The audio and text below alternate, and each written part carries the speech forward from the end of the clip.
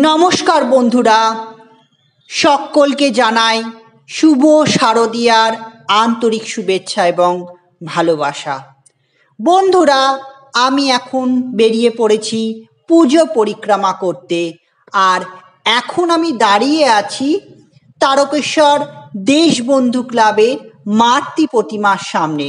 আপনারা দর্শন করছেন লক্ষ্মী এবং গণেশ, এদিকে মা মহামায়া, আর ওপাশে তার আরও দুই সন্তান সরস্বতী এবং দেব সেনাপতি কার্তিক।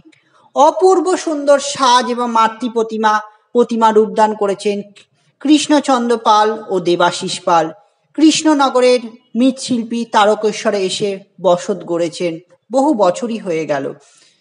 তো খুবই সুন্দর মাতৃ প্রতিমা, আপনারা দর্শন করুন।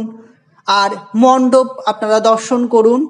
যেহেতু ভাবনা কৃষক বন্ধু, তাই কৃষকদের কথা, কৃষকদের খেটে খাওয়া মানুষদের জীবনের কথা বলছে দেশবন্ধু ক্লাব। আর আপনাদের তো বলেইছি আগের ভিডিওতে যে দেশবন্ধু ক্লাবের স্থান পরিবর্তন হয়েছে, তারকেশ্বর উচ্চ বিদ্যালয় ময়দানে অনুষ্ঠিত হচ্ছে, মহামায়ার পুজো সম্পন্ন হবে, অনুষ্ঠিত হচ্ছে। দেখতে পাচ্ছেন মণ্ডপ এখনো ইনস্টলেশন চলছে, কাজ পুরোপুরি সম্পন্ন হয়নি, তবুও মণ্ডপ সকলের জন্য খুলে দেওয়া হয়েছে।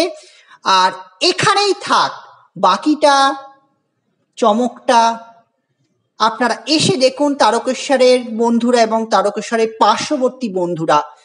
আর বাকিটা তো আমি আছি দেখাবার জন্য। তো ভিডিওটি এখানেই শেষ করছি, দেখা হবে পরবর্তী ভিডিওতে।